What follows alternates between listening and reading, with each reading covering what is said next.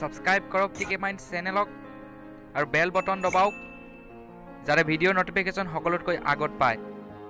বন্ধু-বান্ধৱীসকল, আমাৰ ভাৰত আৰু পাকিস্তানৰ যদি ভৱিষ্যতলৈ কোনো ধৰণৰ যুদ্ধ হয় তেন্তে ভাৰত জিকিব নে বাৰু পাকিস্তান জিকিব? আমাৰ ভাৰতখননো কিমান শক্তিশালী সম্পূৰ্ণ ৱৰ্ল্ডৰ ভিত্তিত? মই আজি ইয়াৰ বিষয়ত কম। গতিকে বন্ধু-বান্ধৱীসকল, মই শ্ৰীপাঞ্জু, আপোনালোকে চাই আছে টিকে মাইণ্ড। আহক আৰম্ভ কৰোঁ আজিৰ ভিডিঅ'। বন্ধু-বান্ধৱীসকল, পাকিস্তান আৰু ভাৰতৰ যুদ্ধ প্ৰায়ে হৈ থাকে আৰু পাকিস্তানে দম্ভালি মাৰে যে তেওঁলোক এখন শক্তিশালী দেশ। কিন্তু বন্ধু-বান্ধৱীসকল, আমাৰ ভাৰত আৰু পাকিস্তানৰ মাজৰ যিটো নেকি শক্তিশালী ডিষ্টেঞ্চ, সেইটোতো বাৰু কিমান দূৰ?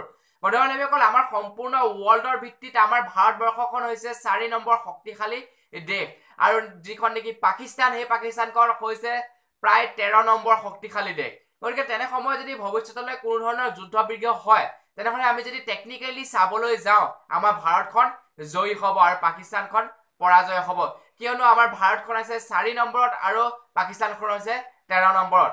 1 নম্বৰত আছে আমাৰ আমেৰিকা যুক্তৰাষ্ট্ৰ আৰু 2 নম্বৰত আছে আমাৰ ৰাছিয়া আৰু 3 নম্বৰত আছে চীন। গতিকে তেনে সময়ত যদি টেকনিকেলি কোনো ধৰণৰ যুদ্ধ বিগ্ৰহ হয় তেতিয়া আমেৰিকা যুক্তৰাষ্ট্ৰ আহিব আমাৰ ভাৰতলৈ আৰু আমাৰ ৰাছিয়াও আহে আমাৰ ভাৰতলৈ। গতিকে তেনে সময়ত কেৱল চীনহে দিয়ে পাকিস্তানৰ লগত। গতিকে তেনে সময়ত আমাৰ ভাৰতখন জয় হোৱাটো নিশ্চয়। গতিকে বন্ধু-বান্ধৱীসকল, আজিৰ ভিডিঅ'টোত জনাবলগীয়া কথা ইমানটোৱে আছিলে।